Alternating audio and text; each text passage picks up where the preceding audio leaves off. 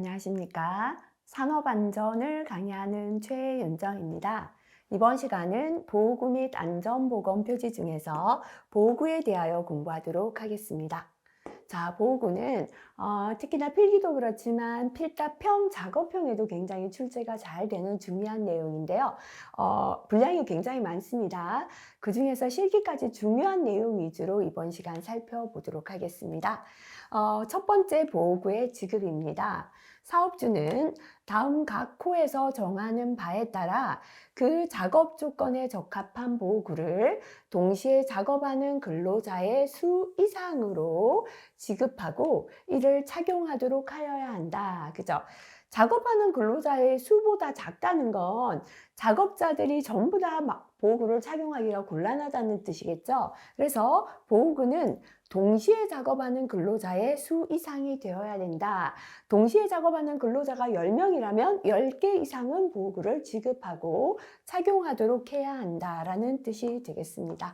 자, 작업에 적합한 보호구는요, 별표 3개, 그죠? 반드시 암기하도록 해야겠습니다. 첫 번째, 물체가 떨어지거나, 물체가 떨어지는 걸 우리가, 재발생 형태로는 맞음이라고 했지만, 우리 흔히 낙하, 이렇게 표현하죠. 날아올 위험, 요거는 비례다라고 하죠. 그죠? 근데 이제 낙하 비례를 합쳐서 재발생 형태는 맞음이다라고 했습니다. 또는 근로자가 추락할 위험이 있는 작업, 그죠? 자, 이렇게 낙하 비리에 대한 걸 A라고 하고요. 추락에 대한 걸 B라고 합니다. 자, 이렇게 안전모에서 물체가 떨어지거나 날아올 위험 A, 그죠? 또는 근로자가 추락할 위험이 있다 B거든요. 자, 이런 위험이 있는 데서 착용하는 건 안전모다 기억하시기 바랍니다. 높이 또는 깊이가 2m 이상의 추락할 위험이 있는 장소에서 하는 작업. 2m 이상 높이에서 떨어질 때도 그렇고요. 깊이 2m 이상 내려간다, 그죠? 이 올라올 때도 마찬가지, 그죠? 허리에 착용하는 안전대입니다. 2m 이상 추락할 위험이 있는 곳은 안전대가 되겠습니다. 물체의 낙하, 충격, 물체의 끼임, 감전 또는 정전기 대전에 의한 위험이 있는 것, 그죠? 물체가 떨어졌을 때, 또는 그 충격에 의해서 발을 보호하고요. 물체 사이에 발이 끼었을 때도 보호하고, 감전이나 정전기 대전을 방지하는 감전 방지 효과도 있는 게 바로 안전화가 되겠습니다. 물체의 낙하나 충격, 끼임, 감전이나 정전기 대전에 의한 위험이 있는 작업은 안전화가 되겠습니다. 물체가 흩날릴 위험이 있다. 흩날리는 물체는 눈에 들어가겠죠. 그래서 흩날릴 위험이 있을 때는 보안경이 되겠습니다. 용접 시에 불꽃이나 물체가 흩날릴 위험이 있다. 물체가 흩날릴 때는 보안경 기능이 필요합니다. 용접 시 불꽃에 의하여 안면부의 화상을 방지해 주는 거죠. 그죠? 보안면이 되겠죠. 보안면은 눈에는 보안경 기능이 포함되어 있습니다. 감전에 의한 위험이 있을 때는 절연용 보호구가 되겠습니다. 자, 그 다음에 고열에 의한 화상 등의 위험이 있을 때는 방열복이 되겠습니다. 선창 등에서 분진이 심하게 발생하는 하역 작업, 이렇게 분진이 발생될 때는 방진 마스크가 되겠습니다. 섭씨 영하 18도 이하인 금냉동 어창에서 하는 하역 작업, 그죠? 이렇게 영하 18도 이하 동상이 우려되는 작업에서는 머리에 방한모, 머리죠, 그죠? 자, 그 다음에 몸에는 방한복, 몸입니다. 자, 그 다음에는 발에는 방한화, 발. 손에는 방한장갑, 그죠? 그래서 막상 적으셔야 하면요, 어디까지 있었는지 혼돈됩니다. 머리는 방한모, 몸에는 방한복, 그 다음에 손에는 방한장갑, 발에는 방한화, 이렇게 머리에서부터 발끝까지 방한보호구 착용해야겠습니다.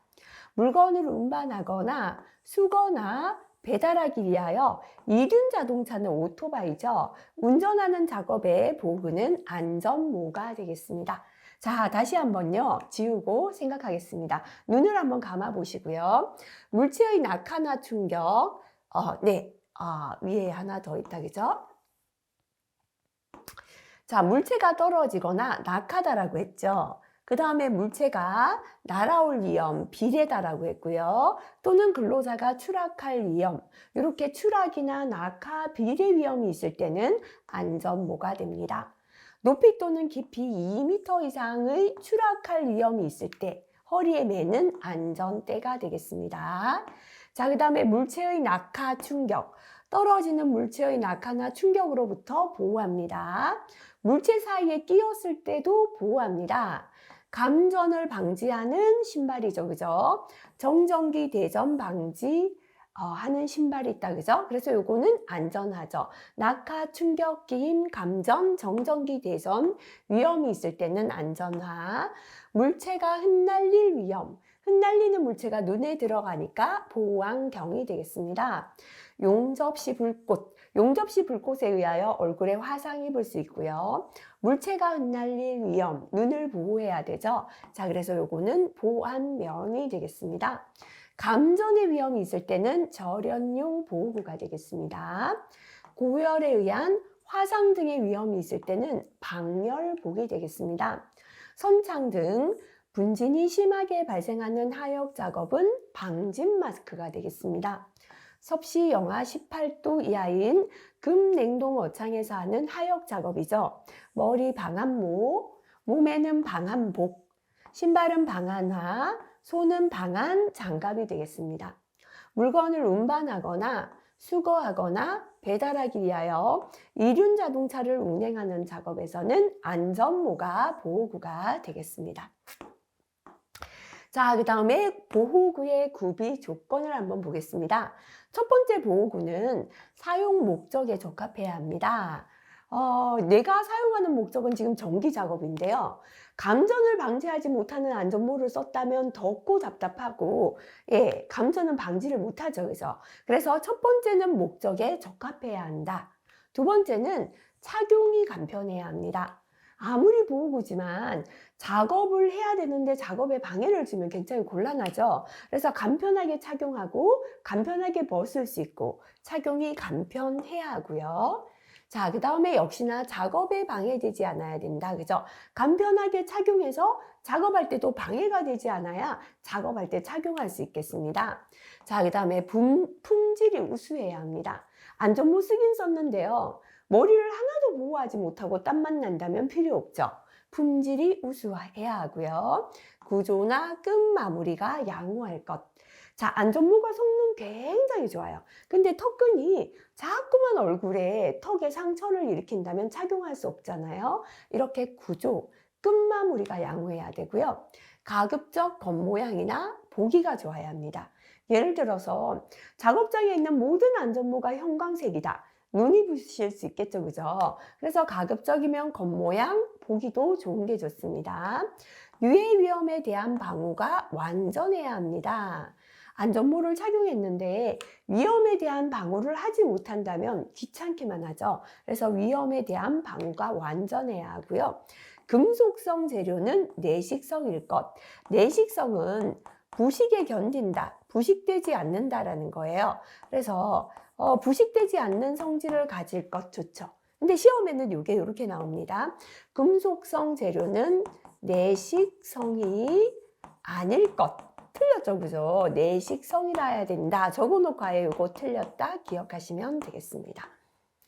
자, 그 다음에 안전인증 대상 보호구의 종류. 지난 시간 우리 공부했죠? 별표 3개입니다. 신체 부위별로 한번 생각하겠습니다. 자, 첫 번째 머리는 안전모였습니다. 근데 무슨 안전모? 추락, 감전위험 방지용 안전모만 안전인증 대상 되겠습니다. 머리 밑에 눈이 있습니다. 눈은 보안경이죠. 근데 눈은 햇볕을 차단하는 차광 및 비산물 위험 방지용, 날아오는 물질로부터 눈을 보호하는 비산물 위험 방지용 보안경이 안전인증 대상 되겠습니다. 내려오면 이제 코, 입이 있죠, 그죠? 코, 입은 마스크 종류다라고 했다, 그죠? 먼지가 많을 때 방진 마스크, 유독가스 있을 때 방독 마스크, 산소 농도가 18% 미만, 산소가 부족할 때 송기 마스크, 이렇게 마스크들이 전기로 돌아가게 한 전동식 호흡 보호구까지 해당되겠습니다. 그 다음 얼굴 전체죠, 그죠? 자, 용접시 불꽃으로부터 눈을 보호하면서, 그죠? 안면부 화상을 방지하는 용접용 보안면. 보안면 중에서는 용접용 보안면이 안전인증 대상이었습니다. 내려오면 허리에는 안전대가 있었습니다. 자, 그 다음에 손이 있다, 그죠? 안전 장갑이 되겠습니다. 자, 그 다음에 발에는 안전화. 몸 주의하시오 했습니다. 그죠? 몸은 안전복이 아니라 보호복으로 되어 있고요. 손에도 보호장갑 아니라 안전장갑입니다. 그래서 이렇게 안전장갑, 보호복 요거 주의하시기 바라겠습니다. 그 다음에 귀가 빠졌다. 그죠? 귀에는 귀마개, 귀덮개인데요. 방음용 귀마개, 귀덮개가 해당되겠습니다. 자, 그 다음에 자율안전 확인 대상 보호구는 첫 번째 머리죠. 안전모인데요. 안전인증 대상을 제외한 안전모입니다. 그 다음에는 눈이다 그랬죠. 보안경인데요. 역시나 안전인증 대상 제외한 거다. 그죠? 머리, 눈, 얼굴 이렇게 세 가지라 했는데요. 보안면입니다. 안전인증 대상 제외한 보호구가 자율안전 확인 대상 보호구가 되겠습니다. 자, 이렇게 안전인증을 받은 제품에는 표시하게 되어 있다. 그죠? 자, 그러면 안전인증 제품 표시의 부침입니다. 첫 번째는 기계에 대하여 설명한다 라고 했죠. 이 기계 형식 또는 모델명입니다. 그 다음에는 사이즈죠. 그죠? 규격이나 등급이 들어가야 됩니다. 그 다음에 누가 제조했다 넣는다 그랬죠. 그죠? 제조자명, 실명제입니다. 제조 번호나 제조 년, 월까지 들어가겠습니다. 자, 그 다음에 인증받은 번호죠. 그죠? 안전인증 번호가 들어가고요. 자율안전 확인이라면 이 부분이 자율안전 확인 번호로 바뀌면 나머지는 동일하겠습니다. 비교해서 두 가지 암기하시기 바랍니다. 자, 이번은 안전인증 대상 보호구의 종류별 특성, 성능 기준, 시험 방법인데요. 이 중에서 시험에 잘 출제되는 내용 위주로 살펴보겠습니다. 자, 안전모다, 그죠? 그 중에 안전인증 대상에 해당되는 안전모는 추락 감전위험 방지용 안전모죠. 일단 모체라는 건 이제 머리를 덮는 바가지죠. 모체란 착용자 머리 부위를 덮는 주된 물체로서 단단하고 매끄럽게 마감된 재료를 말합니다. 착장체란에서 머리 받침끈, 머리 고정대, 머리 받침 고리 이렇게 세 가지를 합쳐서 착장체다라고 합니다. 추락 및 감전위험 방지용 안전모 머리 부위에 고정을 시켜줘요. 그래서 안전모가 머리에 딱 고정되도록 하는 게 착장체다라고 보시면 되겠습니다. 안전모에 충격이 가해졌을 때 착용자 머리 부위에 가해지는 충격을 완화시켜주는 기능을 갖는 부품이에요. 자, 그래서 그림 한번 보도록 할게요. 지금 보면은 여기에 머리 받침 고리가 있죠. 그죠? 돌아가는 고리. 그 다음에 길게 내려오는 끈이죠. 머리 받침 끈. 이마에 돌아가는 게 이마에 고정해주는 거죠. 그죠? 머리 고정됩니다. 이렇게 세 가지를 합쳐서 뭐라고 한다? 착장체라 한다. 머리를 고정해주는 부분이 되겠다. 그죠? 자, 그 다음에 넘어가겠습니다. 충격흡수제란에서 안전모에 충격이 가해졌을 때 착용자 머리 부위에 전해지는 충격을 완화하기 위하여 모체 내면에 붙이는 부품을 말한다. 그죠? 그래서 이 충격흡수제는 추락을 방지하는 기능이 있는 안전모에만 들어있는데요. 모체하고 이 부분에 충격흡수제가 들어있어요. 그래서 이 부분에서 충격을 흡수해주죠. 안전인증 대상은 여기 충격 흡수제 들어있어요. 근데 자율안전 확인 대상은 보면 충격 흡수제가 빠져있죠. 그죠? 그래서 충격 흡수제가 없는 게 뭐다? 네. 바로 자율안전 확인 대상 안전모다. 이렇게 구분하실 수 있겠습니다. 자, 그 다음에 턱끈이란, 이제 턱끈은 아시죠? 턱에 매는 끈이죠. 모체가 착용자의 머리 부위에서 모체가 탈락하는 것을 방지하기 위한 부품이 되겠습니다. 통기구멍은 통풍의 목적으로 모체에 있는 구멍이 되겠습니다. 챙이죠, 그죠? 햇빛 등을 가르기 위한 목적으로 착용자 이마 앞으로 돌출된 모체의 일부, 흔히 우리 앞으로 차양이라고 하죠. 착용 높이란 안전모를 머리 모형에 장착했을 때 머리 고정대의 하부와 머리 모형 최고점과의 수직거리를 말한다. 안전모의 착용 높이는 얼마 이상? 85mm 이상이고 외부 수직거리는 80mm 미만일 것. 착용 높이는 85mm 이상, 8.5cm 이상, 외부 수직거리는 80mm 미만, 8cm 미만이 되겠습니다. 자, 그래서 착용 높이가 여기서부터 여기까지를 뜻하고요. 안전모를 쓰면 위에 좀 떠 있죠. 요까지가 뭐냐면 외부 수직거리고 여기서 여기까지가 착용 높이가 된다. 그죠? 요거 한번 보고 지나가겠습니다.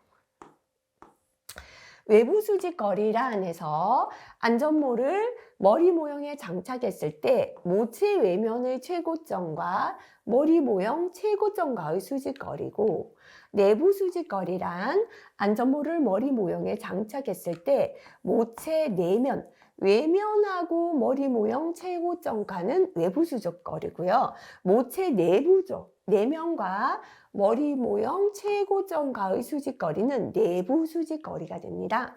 안전모의 내부 수직거리는 25mm 이상 50mm 미만일 것. 그죠? 그래서 자, 여기 보시면 외부에 대한 수직거리죠.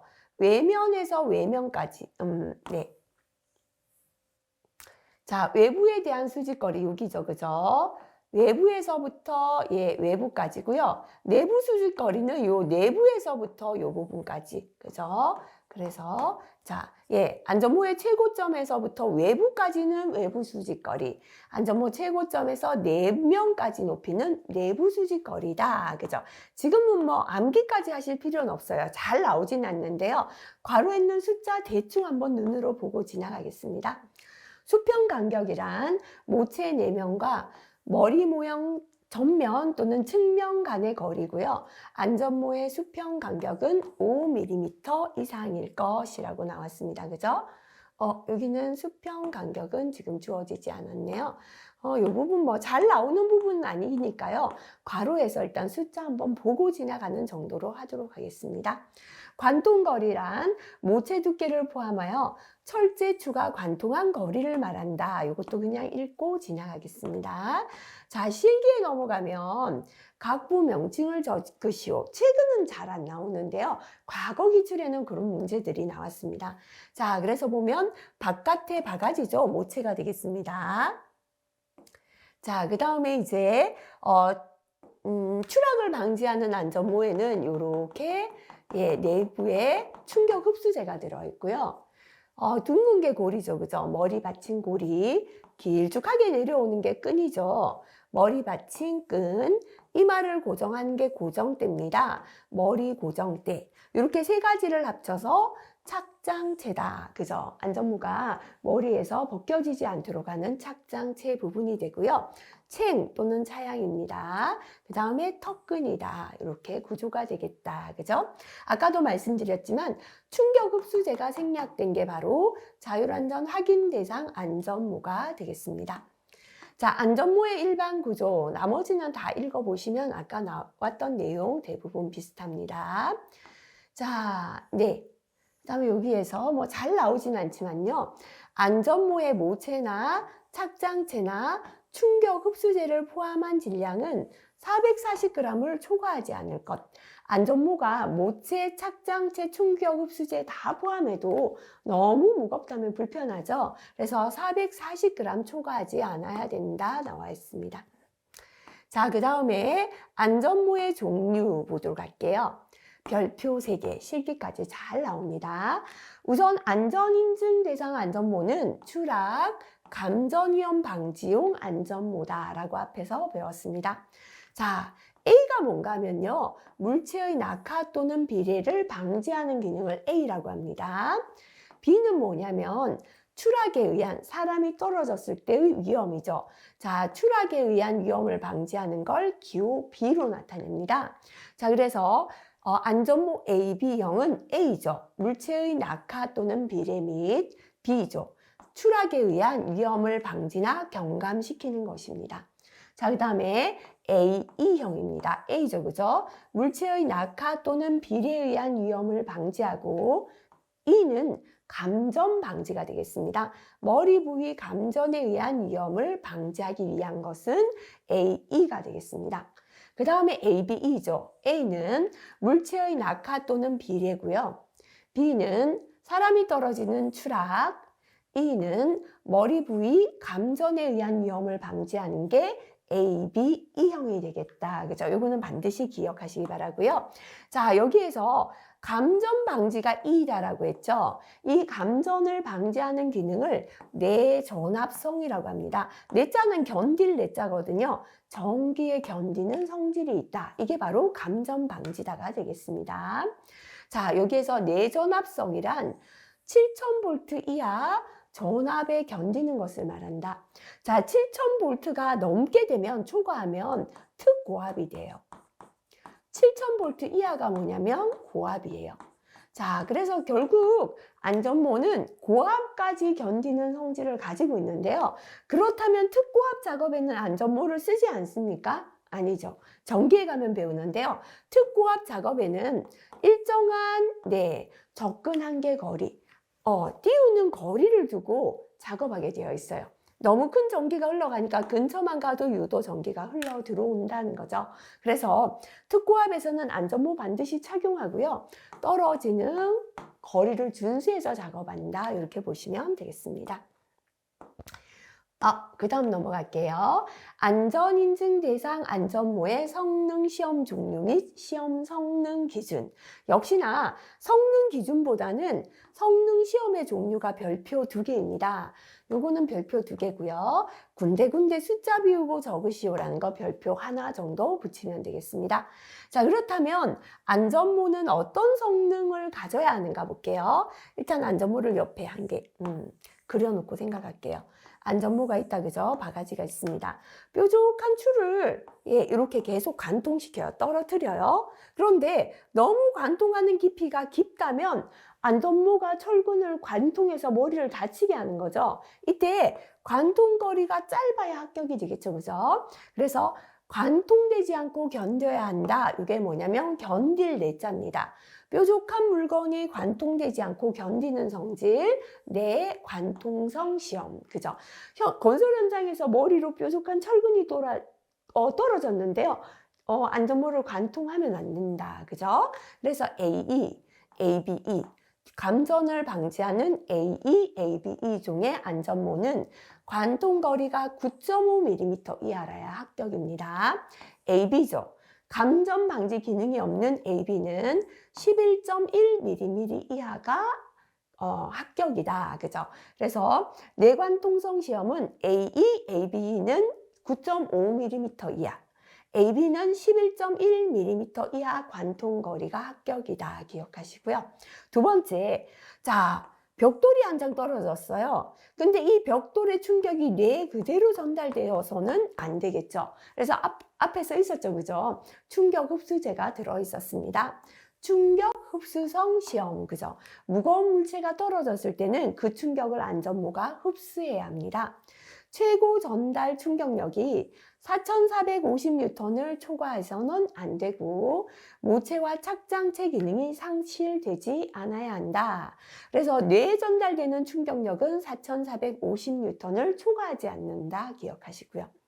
내전압성 시험은 전기에 견디는 성질이죠. AE, ABE 중의 안전모는 교류 20kV에서 1분간 절연 파괴 없이 견뎌야 합니다. 그죠? 이때 누설되는 충전 전류는, 누설 전류는 새어나오는 전기를 뜻해요. 10mA 이하여야 합니다. 자, 다시 한번 볼게요. 전기에 견디는 내전압성 시험이죠. AE나 ABE 중의 안전모는 교류 20kV에서 1분 동안 절연 파괴 없이 견뎌야 하고 누설되는 충전 전류는 10mA 이하여야 한다가 합격이 되겠습니다. 자, 물하고 전기 함께 붙일게요. 외울 때 물, 전기. 물이 스며들면 전기가 잘 타고 흐르죠. 그래서 물하고 전기, 그죠? 물이 스며들지 않는 내수성 시험이 되겠습니다. ABE 중의 안전모는 질량 증가율이 1% 미만이라야 합격입니다. 자, 질량 증가율은 좀 이따 내수성 시험에서 설명하도록 하겠습니다. 난연성이죠. 아예 옆에 적을까요? 불연성은 타지 않는 거죠. 불연성 시험 아니에요. 잘 타지 않는 난연성 시험이 되겠습니다. 모체가 불꽃을 내며 5초 이상 연소되지 않아야 합니다. 자, 그 다음에 턱근 풀림 시험. 턱근이 일정 하중에서 잠기고 풀리는 시험이죠. 150N 이상, 250N 이하에서 턱근이 풀려야 한다까지가 되겠습니다. 자, 다시 한번 살펴볼게요. 안전모가 뾰족한 철근이 떨어졌을 때는 관통되어서 안 됩니다. 내관통성 시험. AE나 ABE는 관통거리가 9.5mm 이하, AB는 11.1mm 이하라야 합니다. 무거운 벽돌이 떨어졌을 때는요, 안전모가 충격을 흡수해야 되죠. 충격 흡수성 시험이고요. 최고 전달 충격력은 4,450N을 초과해서는 안 됩니다. 자, 그 다음에 물하고 전기 그랬죠. 물에 안 스며드는 내수성 시험, 전기에 견디는 내전압성 시험이죠. 물에 담궜을 때 질량 증가율이 1% 미만이어야 하고요. 전기에 견디는 건 교류 20kV에서 1분 동안 절연 파괴되지 않아야 되고 누설되는 전류는 10mA 이하여야 한다 했습니다. 자, 안타는 불연성이 아니라 난연성 시험이죠. 모체가 불꽃을 내며 5초 이상 연소되지 않아야 되고요. 턱근 풀림 시험이죠. 150N 이상, 250N 이하에서 턱근이 풀려야 한다라는 시험 6가지 되겠습니다. 자, 좀 전에요. 내수성 시험에서 질량 증가율이 1% 미만이어야 합격한다라고 했습니다. 자, 안전모의 내수성 시험 볼게요. 자, 안전모의 시험편을요. 물에 담그기 전에 질량을 측정해요. 그죠? 그 다음에 물속에 24시간 담궈요. 물이 스며든다면 질량이 무거워지겠죠. 그죠? 자, 그래서 기준은 담그기 전이죠. 담그기 전분의 큰 값 빼기 작은 값이라고 생각할게요. 물이 조금이라도 스며든다면 물에 담근 후가 무겁겠죠. 마이너스 담그기 전이죠. 그죠? 곱하기 100에서 퍼센트 나타냅니다. 자, 그래서 담그기 전하고요. 담근 후가 얼마만큼 질량이 증가했는가를 나타내는 것이죠. 담그기 전분의 큰 것 빼기 작은 거죠. 담근 후 질량 마이너스 담그기 전의 질량 곱하기 100이라야 됩니다. 자, AB나 AB종은 질량 증가율 몇 프로 미만? 1% 미만이어야 한다. 자, 다시 한번 기억하겠습니다. 자, 그 다음에 안전화로 넘어가겠습니다. 안전화는 요 발 밑창 부분에 선심, 그죠? 쇠가 들어있죠. 자, 그 다음에 발 밑창에도 보면은 내답판, 그래서 뾰족한 목 같은 게 찔려 올라오지 않는 기능을 갖고 있습니다. 자, 그 다음에 안전화는 가죽재가 있고요. 고무재 안전화가 있습니다. 자, 안전화의 종류부터 한번 살펴볼게요. 일단 재료로 가죽으로 된 가죽재 안전화, 고무로 된 고무재 안전화. 자, 그 다음에 발등을 보호하는 발등 안전화. 우리가 흔히 단화 있죠. 이렇게 신는 그냥 단화는 발등을 못 보호하는데요. 이렇게 발목까지 올라온 안전화 있죠. 이게 바로 발등 안전화가 됩니다. 자, 그 다음에 전기에 사용하는 게요. 이렇게 3가지죠. 그죠? 정전기 안전화, 절연화, 무릎까지 올라오는 절연장화. 이렇게 3가지가 전기 작업에 착용합니다. 그죠? 그 다음에 화학물질 취급할 때는 고무장화인데요. 화학물질용 안전화가 있습니다. 자, 다시 한번 볼게요. 가죽재 안전화, 고무재 안전화. 전기 3가지입니다. 정전기 안전화, 절연화, 절연장화. 그 다음에 발목까지 올라오는 발등 안전화, 화학물질 취급할 때 화학물질용 안전화까지 있습니다. 자, 가죽재 안전화는 물체의 낙하, 충격, 날카로운 물체에 의한 찔림 위험으로부터 발을 보호합니다. 고무재는 물체의 낙하, 충격, 날카로운 물체에 의한 찔림 위험으로부터 발을 보호하고, 고무니까요, 물이 스며들지 않는 내수성을 겸했다면 고무재 안전화 되겠습니다. 물체의 낙하나 충격이나 날카로운 물체에 의한 찔림 위험으로부터 발을 보호하고, 요까지는 다 공통이죠. 정전기의 인체 대전을 방지하는 게 정전기 안전화가 되겠습니다. 물체의 낙하, 충격, 날카로운 물체에 의한 찔림 위험으로부터 발하고 발등을 보호하는 게 발등 안전화가 되겠습니다. 물체의 낙하, 충격, 날카로운 물체에 의한 찔림 위험으로부터 발을 보호하고 저압의 전기에 의한 감전을 방지하는 게 절연화가 됩니다. 자, 고압에 의한 감전을 방지하고 방수 기능을 겸한 게 절연장화. 그래서 고압의 전기 작업할 때는 절연장화 착용하고요. 절연장화는 고무라서 방수 기능을 가지고 있습니다. 자, 물체의 낙하, 충격, 날카로운 물체에 의한 찔림 위험으로부터 발을 보호하고 화학물질로부터 유해 위험을 방지하는 게 화학물질용 안전화가 되겠습니다. 자, 사용 장소에 따른 안전화의 등급이 되겠습니다. 안전화의 등급은 중작업용, 보통작업용, 경작업용, 그죠? 중작업용은 힘든 작업이죠. 1000mm의 낙하 높이에서 1000mm 낙하 높이에서 시험했을 때 충격하고요. 15 플러스 마이너스 0.1이죠. 킬로뉴턴의 압축 하중에서 시험했을 때 압박에 대해 보호해 줄 수 있어야 합니다. 자, 그 다음에는 보통 작업은 이게 절반으로 줄어들어요. 2분의 1로 줄어서 500mm의 낙하 높이에서 시험했을 때 충격과 15 플러스 마이너스 0.1이 10으로 바뀌죠. 10 플러스 마이너스 0.1kN 압축 하중에서 발을 보호해야 합니다. 가벼운 경작업이죠. 500이 250으로 반 줄어듭니다. 250mm 낙하 높이에서 실험했을 때 충격과 10이 아니라 4.4 플러스 마이너스 0.1, 그죠? 15, 10, 4.4 이렇게 줄어듭니다. 킬로뉴턴의 압축 하중에 시험했을 때 압박에 대하여 발을 보호해야 합니다. 자, 그래서 이거는 사용하는 장소에 따른 안전한데요. 중작업용은 1000mm 높이에서 충격과 15 플러스 마이너스 0.1kN의 압축 하중에서 발을 보호합니다. 보통 작업은 반으로 줄어서 500mm 낙하 높이에서의 충격과 15가 10이 되죠. 10 플러스 마이너스 0.1kN 압축 하중에서 발을 보호합니다. 경작업용은 반으로 줄어서 250mm 낙하 높이에서의 충격과 10이 4.4가 되죠. 4.4 플러스 마이너스 0.1kN의 압축 하중에서 발을 보호하는 것입니다. 자, 이번에는 사용 장소에 따라서 구분해 볼게요.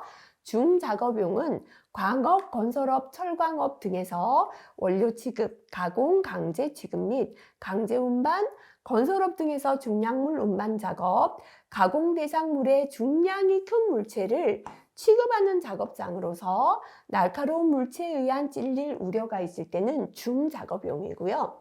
보통 작업용은 기계 등을 운전 조작하는 일반 작업장으로서 날카로운 물체에 의한 찔릴 우려가 있을 때입니다. 경작업용은 비교적 경량의 물체를 취급하는 작업장에서 날카로운 물체에 의해 찔릴 우려 있을 때죠.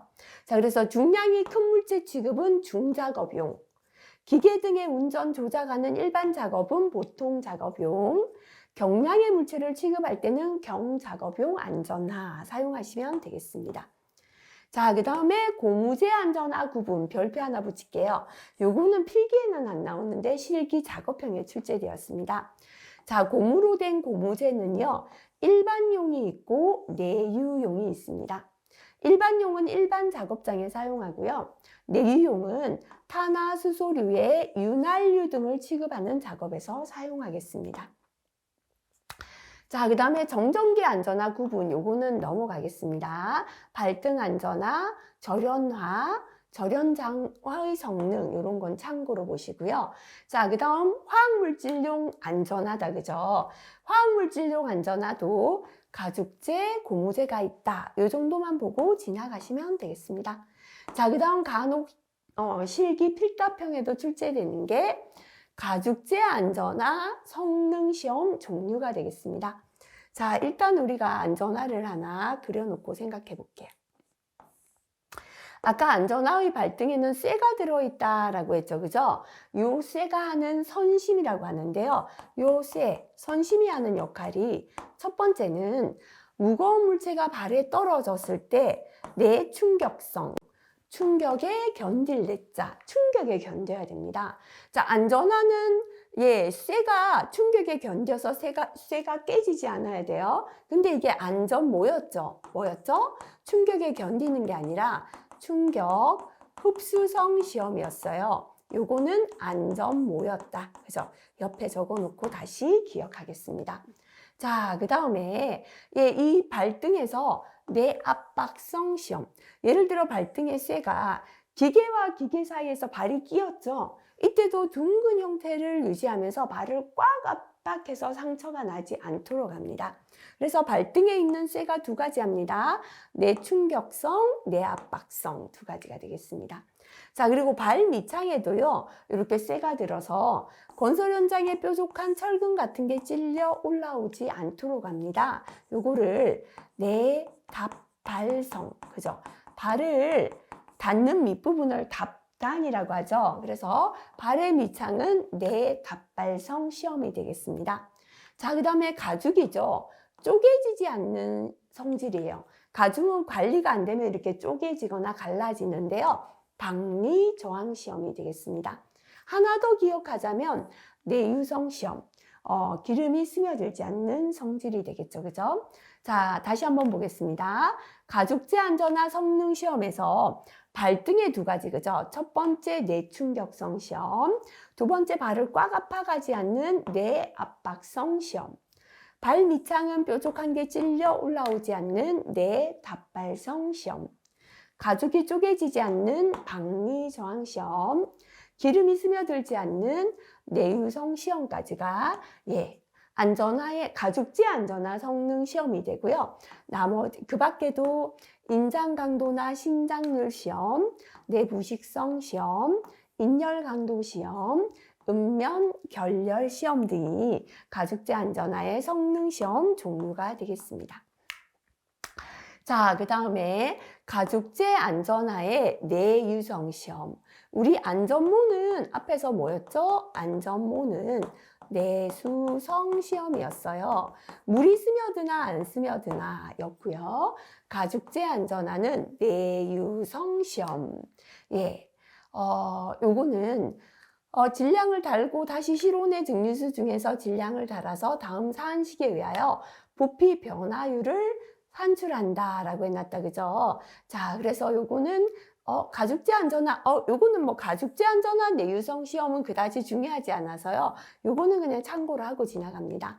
뒤에서 우리 화학물질용 안전화에서 한번 살펴보도록 할게요. 자, 그 다음 안전장갑으로 넘어가도록 하겠습니다. 안전장갑은 전기에서 사용하는 내전압용 절연장갑이죠.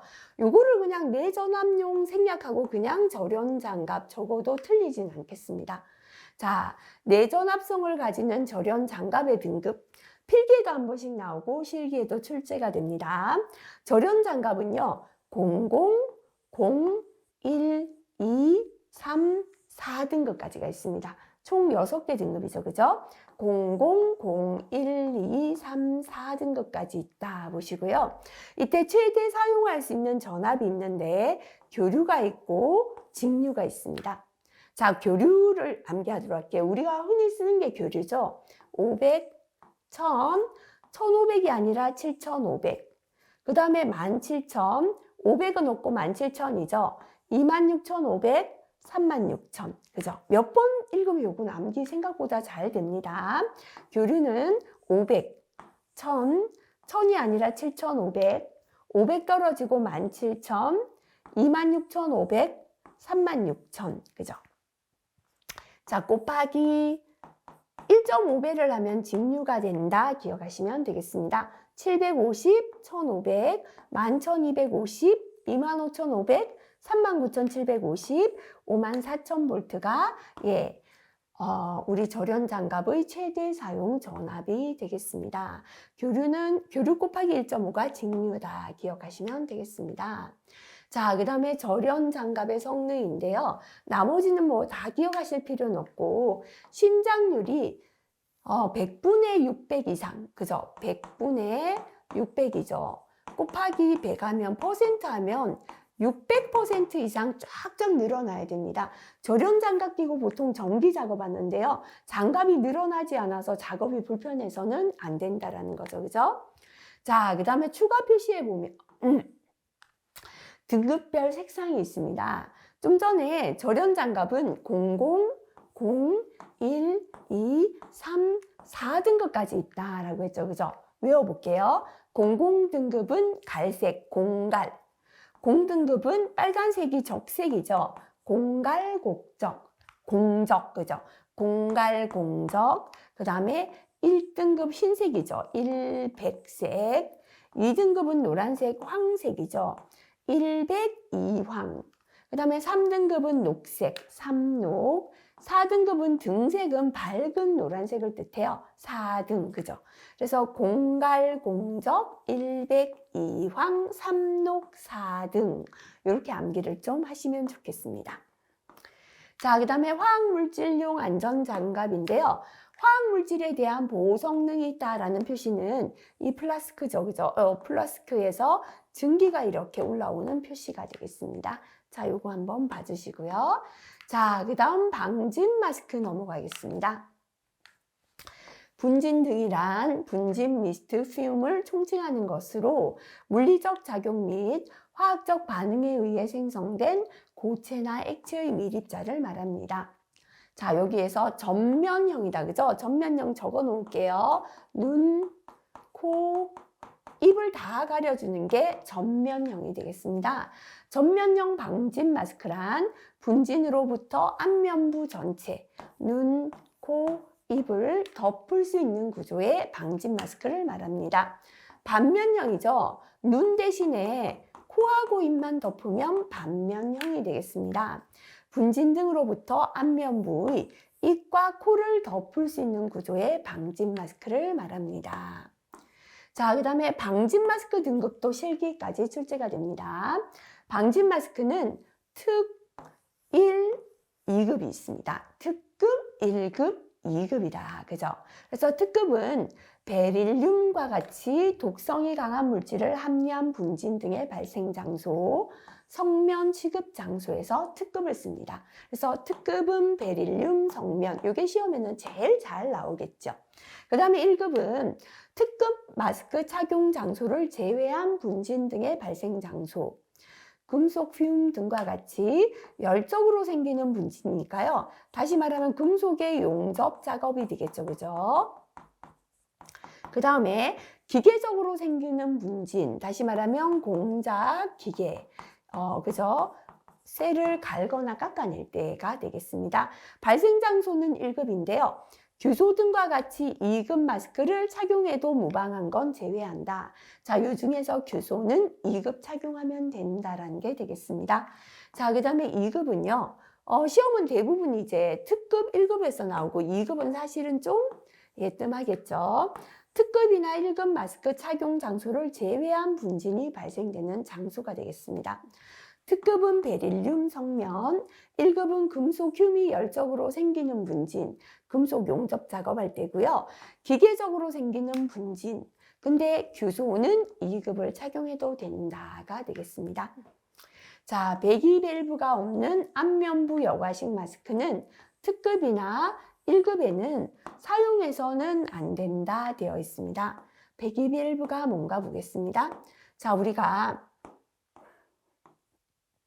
흔히 우리가 지금 마스크 많이 착용하시죠? 이렇게 얼굴의 안면부에만 착용하는 걸 안면부 여과식이라고 해요. 근데 여기에 보면 밑에 배기 밸브가 있죠.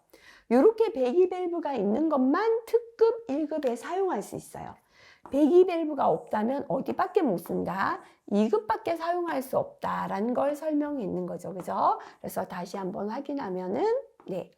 배기밸브가 없는 안면부 여과식 마스크는 특급이나 1급에는 사용해서 안 된다. 배기밸브 없는 안면부 여과식은 2급에밖에 못 쓰겠다라는 게 되겠습니다. 자, 그래서 그림에서 구분하실 수 있어야 되겠습니다. 자, 눈을 가려주는 투시창이 있죠. 눈, 코, 입을 다 가렸기 때문에 전면형이 되겠습니다. 역시나 투시부가 있다, 그죠? 눈, 코, 입을 다 가리는 전면형이 되겠습니다. 눈을 안 가렸죠? 코, 입만 가리는 반면형입니다. 자, 이것도 역시나 코, 입만 가리는 반면형이고요. 여과지가 이렇게 없죠? 여과지가 없이 요 안면부에서 바로 걸러낸다. 요거를 안면부 여과식이다 라고 하겠습니다. 자, 그 다음에 지금 여과제가 연결관을 통해서 연결되었죠. 그래서 여과제가 격리되어 있죠. 이게 격리식. 연결관이 있으면 격리식이 되겠습니다.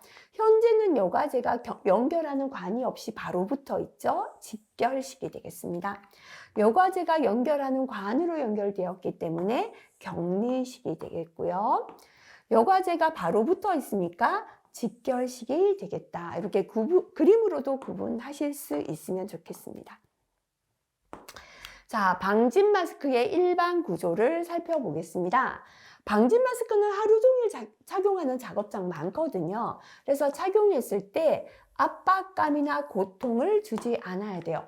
늘 끼는데 너무 얼굴을 압박해서 불편하거나 고통을 줘서는 아니 됩니다. 전면형이죠. 전면형은 눈을 가리는 투시부가 있죠. 그죠? 눈, 코, 입을 가려주는 건데요. 전면형은 호흡 시에 투시부가 흐려지지 않을 것.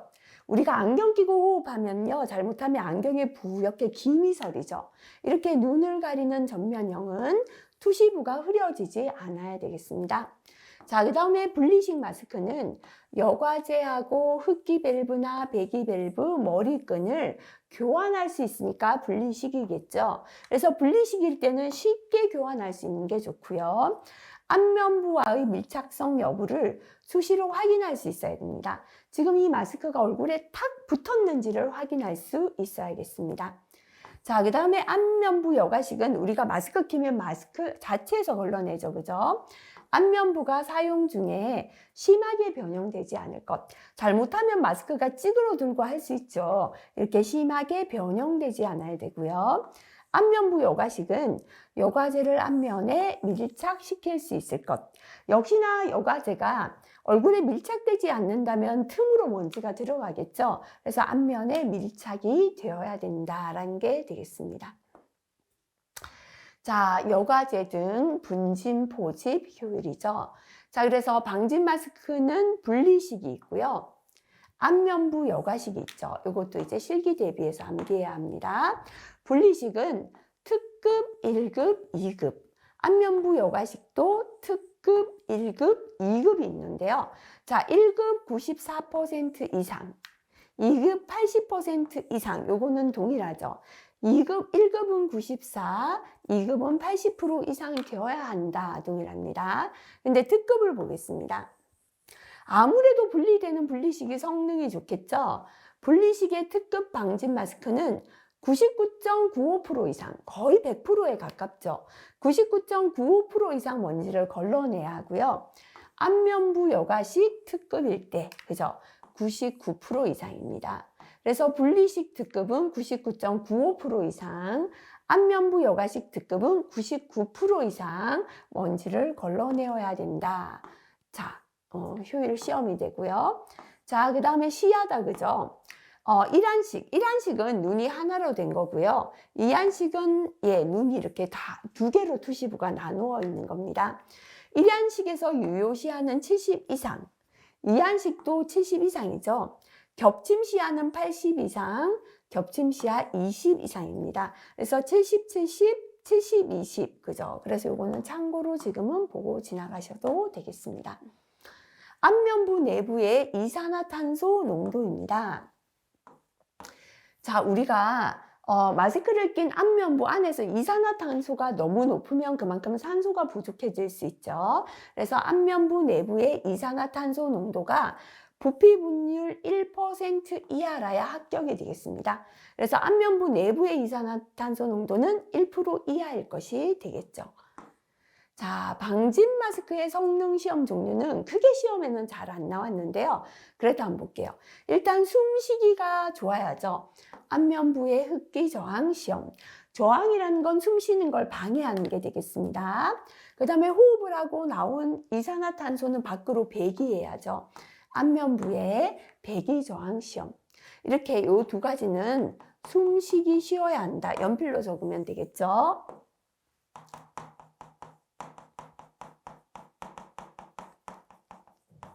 흡기하는 저항도 낮아야 하고 배기하는 저항도 낮아야죠. 그 다음에 먼지를 잘 걸러내야죠. 그죠? 이게 뭐냐면 여과제 분진 등 포집 효율 시험. 먼지를 잘 걸을 것, 먼지 잘 걸러낼 것. 당연하죠. 그죠? 그래서 이게 바로 포집 효율 시험이 되겠습니다. 자, 그 다음에는 마스크를 끼고도 앞이 보여야죠. 코 때문에 마스크 이렇게 튀어나오죠. 근데 이 튀어나온 것 때문에 앞을 못 본다면 사고가 날 수 있죠. 앞을 잘 봐야 하는 시야 시험 되겠습니다. 자, 요 정도 하면 벌써 하나, 둘, 셋, 네 개 된다. 그죠? 보통 시험에는요, 4개에서 많으면 5개까지 나오죠. 그리고 좀 전에 안면부 내부의 이산화탄소 농도는 1% 이하여야 한다. 나왔죠. 그래서 안면부 내부의 이산화탄소 농도 시험 들어가도 되고요. 또는 뭐 다른 거 안 개도 상관없습니다. 다시 한번 볼게요. 방진 마스크의 성능 시험 종류가 되겠습니다. 숨쉬기 쉬어야 되니까요. 안면부 흡기 저항 시험, 안면부 배기 저항 시험, 먼지를 잘 걸러내야 하니까 분진 등 포집 효율 시험, 앞을 잘 봐야 하니까 시야 시험, 이산화탄소 농도가 높으면 안 되죠. 안면부 내부에 이산화탄소 농도 시험이 있고요. 그 나머지 안면부 누설율, 배기밸브 작동, 강도 신장률, 영구 변형률, 불연성, 음성 전달판, 투시부의 내충격성, 여과제 질량, 여과제 호흡 저항 시험 등이 있겠습니다. 자, 여과제의 분진 등 포집 효율 시험. 요거는 뭐 크게 중요하지 않아서요. 요 정도 공부하시면 되겠습니다. 자, 이번 시간은 여기까지 하도록 할게요. 내용이 너무 많기 때문에요. 이렇게 방진 마스크까지 공부를 하는데요. 특히나 이번 시간은 안전모 있었죠. 그 다음에 또 우리 안전화. 가죽재 안전화 나왔죠. 그죠? 안전화의 종류. 그 다음에 우리 또 뭐 있었습니까? 좀 전에 방진 마스크. 요 정도로 시험에 잘 출제가 되는 내용 되겠습니다. 그래서 별표가 있는 내용 위주로 한번 정리해 주시기 바라겠습니다. 수고하셨습니다.